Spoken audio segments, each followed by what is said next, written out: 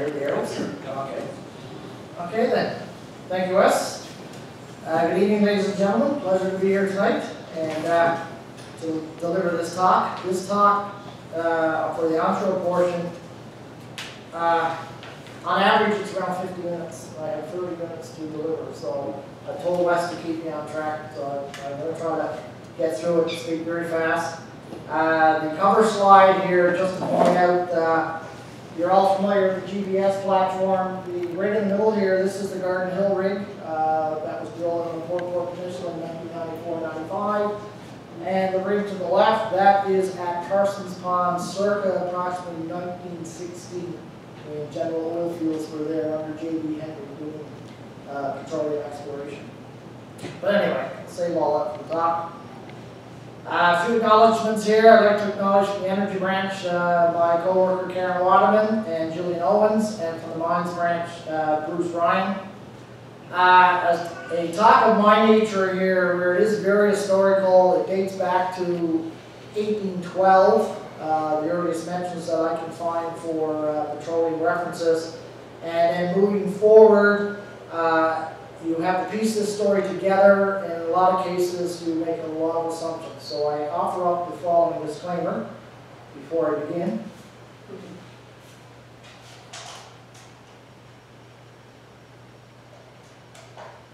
And you'll see by the time I'm finished where that is very appropriate.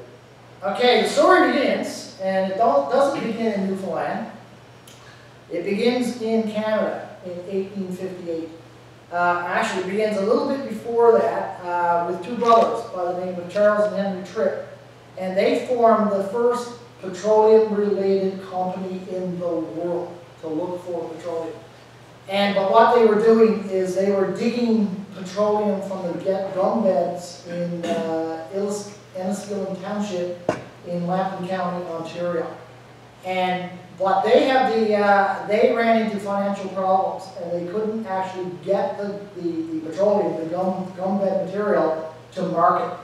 And eventually what they had to do was sell some of their petroleum-bearing lands to this guy, James Miller Williams. And he was a carriage maker from Hamilton, Ontario. He had the means to actually get the stuff to the nearest train station and to market.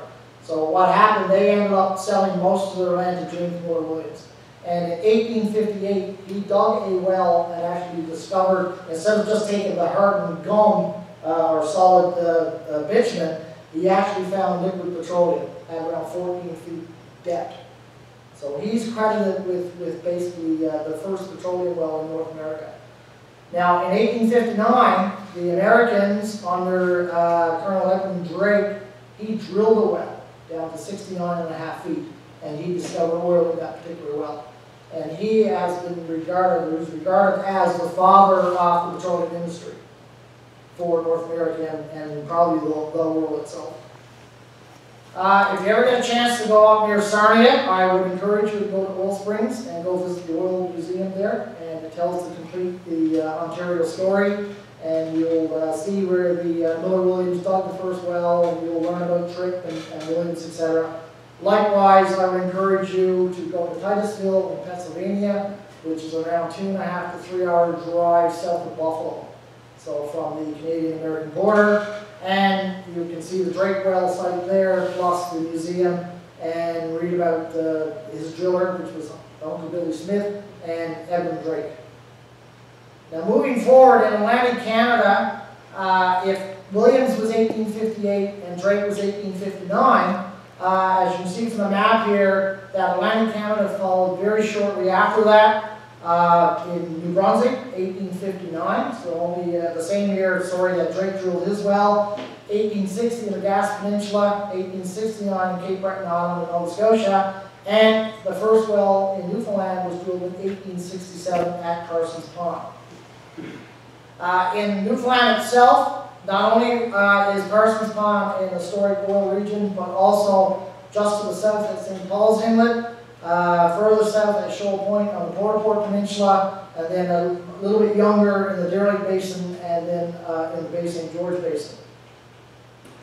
So my story, I want to start at Carson's Pond and work my way through those 5 regions. if I can, if I have time. So at Parsons Pond, the first mentions of oil date back to around 1812, when it is rumored that a Mr. Parsons actually collected oil from seeps he saw around the pond and used that oil as a cure for rheumatism. Just a picture here showing some of the bedrock seeps and some of the ground seeps. The first well drilled at Parsons Pond was drilled by John Silver, or at least this is what records tell us. John Silver was a Halifax sawmill operator who heard about the oil slicks and shows around Parsons Pond, and he came to Newfoundland with an antiquated steam-powered drill, and as far as we know, he put down the very first well on the south side of the pond. That well reached a depth of around 700 feet, and apparently he had a number of oil shows in that particular well. The reason why he left is unclear. Maybe there wasn't enough oil. Some people speculate that because Parsons Pond at that time was part of the French shore, he may have been receiving interference from the French, and he thought it wasn't worth the hassle when he left. What happened to John Silver? No one really knows. He might have went back to Halifax. There were rumors he went to the Bay Islands, and he might have went back to Cape Breton. I'm not really sure what happened to him. I did find this obituary in the paper a little while ago saying that a merchant at Bombay, John Silver, had died in 1898. I'm not sure if this is the guy, but it does say that he did come to Newfoundland around 30 years ago, which fits the time frame quite well. And his stepson was a fellow by the name of Payne. Payne is a very common name on the Northern Peninsula. And if you look at the little capsule underneath his picture here, one of the fourth or fifth well drilled on Cape Breton Island was drilled on oil claims held by Silver and Payne. So it kind of makes you wonder, were they the same person? After John Silver, there was little activity for around 30 years, and then a bunch of merchants from St. John's decided to form an oil company and drill at Parsons Pond. And they were around from around 1890 to 1909. It started with a fellow by the name of George Pippy, and George Pippy had prospected along the shoreline of Parsons Pond. He had found a number of shows, he had collected some oil. He came back to St. John's and he went to the newspaper there and he got them to advertise the fact he found this oil. He displayed the oil in some of the prominent stores there, and the papers then put out a notice that they wanted to try to form a company. And from the Daily News on March 2nd here, 1894, the first meeting of the Newfoundland Oil Company was held at the Seaman's Home on Dartwood Street. That's not there today, but what is there is that from Dartwood Street, right across from City Hall, is that set of stairs that lead down to George Street. That's where the Seaman's house used to be, right there. So anyway, they formed, or they held the first meeting to form the Newfoundland Oil Company in 1894 in the spring. And on that first board of directors, there's some of the names of the prominent businessmen of St. John's at the time.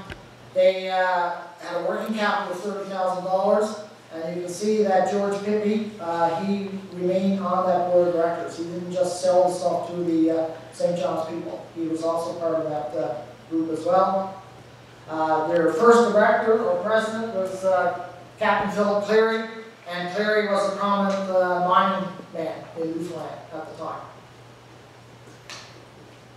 In 1894, the Newfoundland Oil Company, and I think George Pippy and another gentleman from Kingston, Ontario by the name of George Spotswood, they went to Oil Springs in Ontario to secure a drilling rig and to get drillers to come back to Newfoundland and do the drilling at Parsons Pond. They went to the Oil Well Supply Company. This company still exists, by the way, up in Petrolia in Ontario. This is the rig that they would have brought back, the Canadian drill rig. This is a picture, the black and white there, of the actual rig at Parsons Pond when they drilled their first well. So you can see that the black and white picture looks very similar to an actual Canadian rig from that particular era. That's what they would have came back with. In the fall of 1894, it took them 2 months to get the rig from Ontario back to Newfoundland, move it into Parsons Pond, and when they got the rig on site, all set up, George Spotswood came back and he advised the drillers that he did not like the drill location, and he made them move it 50 feet. So they had dismantled the whole thing, move it, reset it up again. After they'd done that, a fall storm blew through the area and completely blew the rig down, crushed the drill house, and that was it for 1894. So there was no wells drilled. They came back in 1895 and they put down a well. They did strike hydrocarbons in a number of spots within that well, and when they reported into their the board of directors at the end of 1895, the board was not happy with the performance of the two drillers. And what they did is in 1896, they sent George Spotswood back again to take over the operation. And he came back and he cleaned up the hole from the previous drillers. And then what he decided to do was he decided to frack the well, or shoot the well. And basically what he did, if you look at the top of the,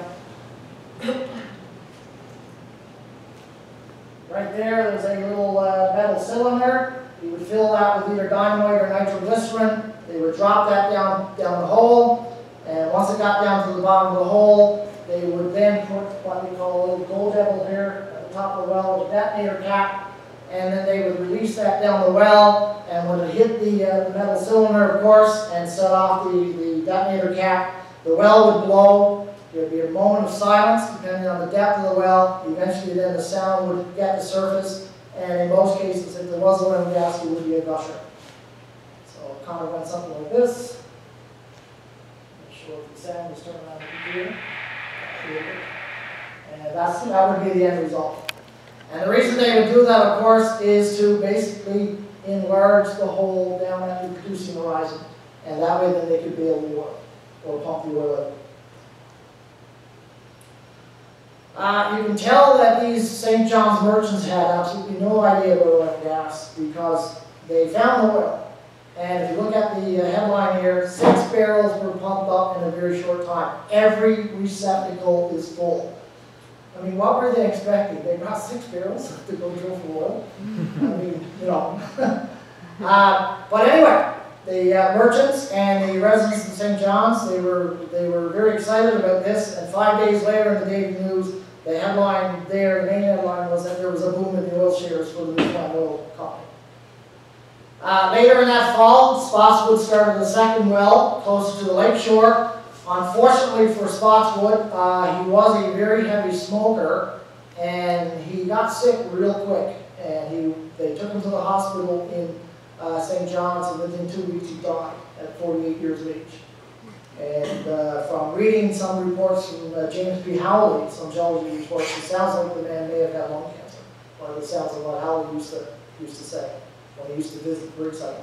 Anyway, here's the news article where he died in the hospital. The Newfoundland Oil Company, this was a serious blow. This was their expert. And it took them most of 1907, or 1897, sorry, to try to recuperate. And they were getting back on their feet when then the estate of George Spotswood sued the Newfoundland Oil Company. And that kind of put them in total disarray, and eventually the company itself, they refocused and started a new company. So you can see then over the next few years, there was 3 or 4 other companies incorporated by St. John's Merchants. The Newfoundland Oil Company Limited, the Newfoundland Petroleum Company Limited, and the Newfoundland Petroleum Limited. And they were incorporated up to 1905. From all the activity that took place there, we think there was around 10 wells drilled over this period of time. From that, there was only, we know, 1 shipment of oil sent to the Gaslight Company in St. John's. And they mixed that in with the coal oil to keep the street lamps burning on Doctor Street and Water Street. That's just a picture of the Gaslight plant. The manager of that plant, just a quote from him, he said that the oil compression pond was super clean. So clean, in fact, they did not have to clean the whales after they were empty. Moving on to 1909,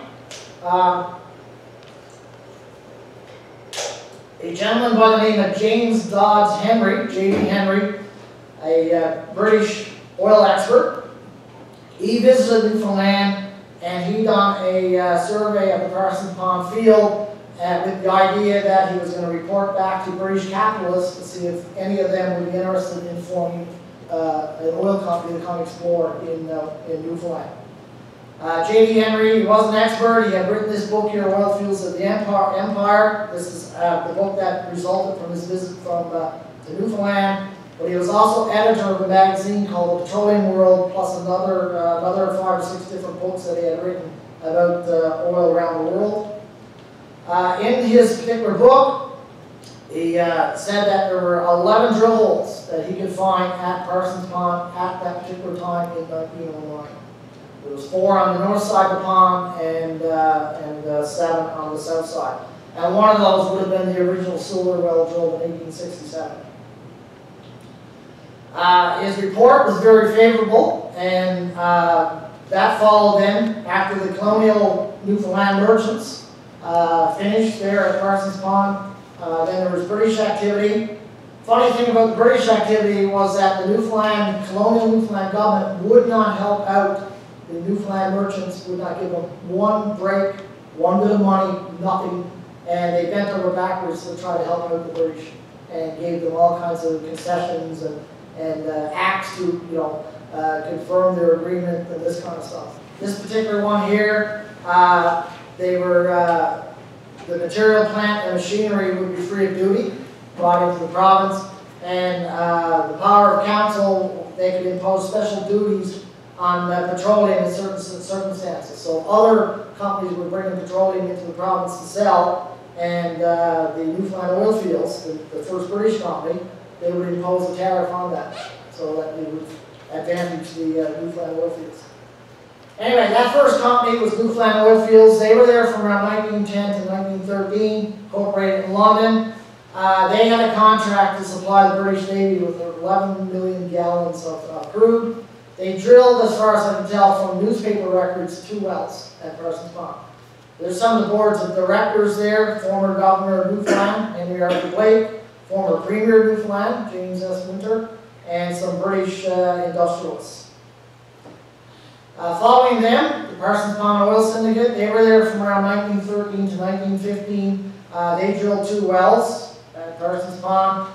And then following them was J.D. Henry, who wrote the book, Oil Fields of the Empire. He came back to Newfoundland. He firmly believed in the potential there, and he came back heading up this company, General Oil Fields. They existed from 1916 up to around 1922, 1923, when they were reformed into General Oil Fields, Newfoundland and General Oil Fields, sorry. And he was still manager of both companies.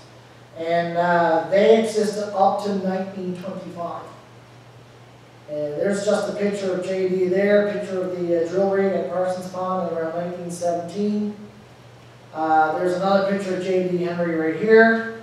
I'm showing these because up till 3 weeks ago I couldn't find anything on this guy. And all of a sudden I found 3 or 4 pictures, so I'm showing them off. This is a picture at Oil Point, and Oil Point on Parsons Pond is the area circled in red there, and you can see the picture of the derrick in the background there. These are some newspaper shots from microfiche. This is one of the drill rigs there back in that period of time, and the barrowing shots. This is a picture of J.D. Henry and his 2 daughters who moved over from England, and his wife, and you can see they have a fine meal of trout there in one of those pictures. This is a residence up at Hawke's Bay. J.D. Henry in 1918 or 1919, he brought this residence up at Hawke's Bay. This house was formerly owned by John Pratt. And John Pratt was the son of Charles Pratt, who happened to be one of the top officials of Standard Oil, which was owned by J.D. Rockefeller. And I do know that Standard Oil came to Parsons Pond and sized up the oil potential there at around 1911 to 1913. And also, what was I going to say? There was a company incorporated called the Standard Oil Company of Parsons Pond. So they were certainly interested in Western Newfoundland. Out of all that activity, at one time in the 1920s, early 1920s, General Oil Fields, they had 3 wells that were being pumped. one well being bailed, and they had 3 at one time being drilled. So they had 7 wells that were in operation there at one particular time. So quite prolific. They were refining about 3 tons of oil per week, which works out to be around 20 to 25 barrels of oil. That's a picture of the refinery, by the way. Here's some share certificates from that particular era. Here, the first one is the Newfoundland Petroleum Company right here. There's the Parsons Pond Oil Syndicate, General Oil Fields, and then Newfoundland and General Oil Fields Limited. And these are just a few pictures of some of the old casings and this kind of stuff at Parsons Pond. Moving forward now into the 1940s, 1950s, other companies wanted to come in and explore at Parsons Pond. In particular, a new company called Nalco. That's not Nalcor, this is Nalco, Newfoundland Labrador company or corporation. The government actually put out this Parsons Pond Oil Lands Vesting Act, and basically what it allowed or enabled was all the fee simple mining grants that were held by the Newfoundland Oil Company and General Oil Fields, etc., all those lands returned back to the Crown. So therefore, now that the Crown had control of these fee simple mining grants once again, they could then issue those lands to companies like Nalco to do mineral exploration. And the first company that did do exploration in the Parsons Pond area was an American from 1953 to 1954 by the name of John Fox. And John Fox was a U.S. financier, capitalist, and entrepreneur. And John Fox came to first St. Paul's Inlet, which I'll talk about in a few minutes, and then Parsons Pond, where he drilled between both areas 5 wells. Okay, at Parsons Pond, Canadian Newfoundland activity in Parsons Pond in 1965. Nalco, they drilled 1 well, the Nalco I-65 well, went down to around 1,301 meters. They had 10 zones of oil there for an overall total of 34.5 liters of net pay, and a very sweet 34 API crude petroleum. So very, very good oil. On the south side of the pond, the well was drilled on the north side of the pond. On the south side of the pond, they actually were producing oil. And they produced 75,000 gallons, which works out to around 1,786 barrels, over a few month period there, while they were drilling the Nalco I-65 well. And at the end of the day, after all that activity, the areas circled there are the areas around Parsons Pond where wells were actually drilled. And there were around 27 wells that we can sort of count out the field right now. There may have been more. And surprisingly enough, over half of those wells had oil and gas shows, and not one of those wells were sited with seismic. They're basically all spotted on ground seeps or humps and bumps in the topography. And sadly, so all that remains here today out on the highway as you go through Parsons Pond is an interpretive signage plaza that talks about the oil history. And that's all that's there today to remind you of what went on. At St. Paul's, we think 4 wells were drilled between 1896 and 1953. The first was drilled by the Canadian Newfoundland Oil Company. The Newfoundland connection was a prospector by the name of Jonathan Noseworthy, and the Canadian connection were 3 Davies brothers. And one of those guys was the head of the Imperial Tobacco Company of Canada. So there was money being put into these particular wells. And once again then, John Fox drilled 3 wells at Parsons Pond. And here's just a picture of an old well collar at St. Paul's Inlet from the John Fox drilling back in the 50s. Moving on to Shoal Point, we believe there was 11 wells drilled from 1898 to 1965, and most of those wells, of course, were drilled on the western side of Shoal Point, that area right there. First indications of oil on the Shoal Point Peninsula, first mentioned by Alexander Murray in some of his reports in 1865, and then reconfirmed by Howley, who visited the site, James B. Howley, in 1874. First company to explore there was the Western Oil Company. They're incorporated in New Brunswick. in 1898, and their driller was a guy by the name of Frederick Andrews, who was from St. Stephen's, New Brunswick. And on the board of directors for that particular company were Sir William Van Horn, who was president of the Canadian Pacific Railway, Baron Thomas Shaughnessy, who was vice president, later to become president, and Robert Reed, who owned the Newfoundland Railway. So these guys had money, and they had influence, and they had power. How did they come across, this guy Frederick Andrews and actually get involved with this particular drilling? Well, it seems that Andrews was from St. Stephen's, and the Van Horn and Shaughnessy used to summer there as part of their recreational activities. And so it's not inconceivable that somehow these gentlemen would have met some way, and they talked about the oil. Or maybe Robert Reed being here in Newfoundland, and he certainly would have known the other railway guys. And they just got talking one day and we decided to invest. Who knows? Here's just a shot of the land grant for that first bit of drilling there on the Shoal Point Peninsula. If you look at a modern day map today, of course, Shoal Point is straight up like that. That's because this map is magnetic north, not true north, and it's 30 degrees off west. That's why it's tilted, the map. Some shots here, the oil from Shoal Point in the cylinder. We dipped that there 2 years ago, right on the beach. And I was there when we actually put a torch to the shales, and for around 30 seconds took the torch away and the shales were being lit. It just tells you how organic rich those rocks are out here in Port Bay. Just a share certificate from a company, Newfoundland Oil Parent Development Syndicate. They were there, we think, around 1911. Not sure how many wells this company drilled. They were a British company. This is a drill rig. Big Indian Drilling Company drilled 2 wells, Shoal Point number 1 and number 2, in 1965 for Golden Eagle. Numerous shows in one of those wells. And this is just a shot of dipping oil from one of the little casings out at Shoal Point back probably 30, 35, 40 years ago. In the Deer Lake Basin, we think they drilled 9 wells from 1900 up to 1956, but before there was any drilling, there was actual asphalt mining in the Deer Lake Basin. And following the mining in the very early 1900s, we believe a British oil shale expert came to the province, put down 2 wells, by the name of Errol Spence, and the results of those wells, we have no idea. Following Mr. Spence, the Colonial Oil Shale and Chemical Company, under the tutelage of T. Landell Mills, put down 3 wells, 1919 to 1921. The first well, they put down numerous gas shows, 2 gas blowouts, and some oil shows.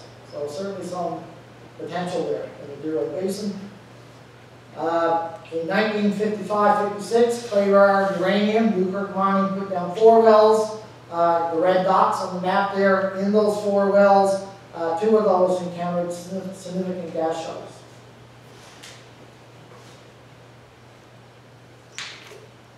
And lastly, in the St. George Basin, there were 3 historic wells drilled from between 1956 and 1973.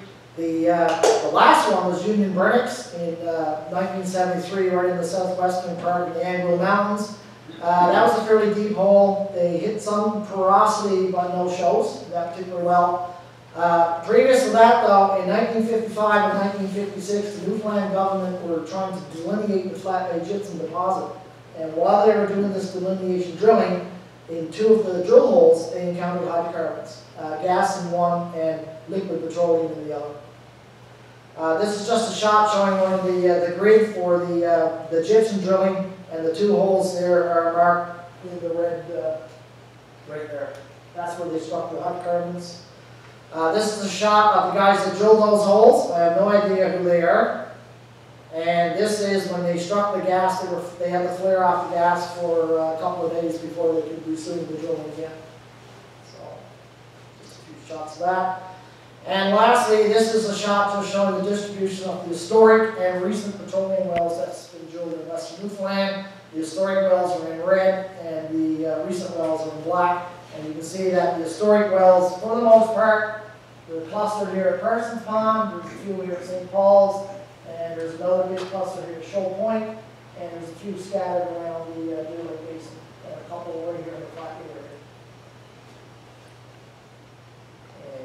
That's it. So, thank you.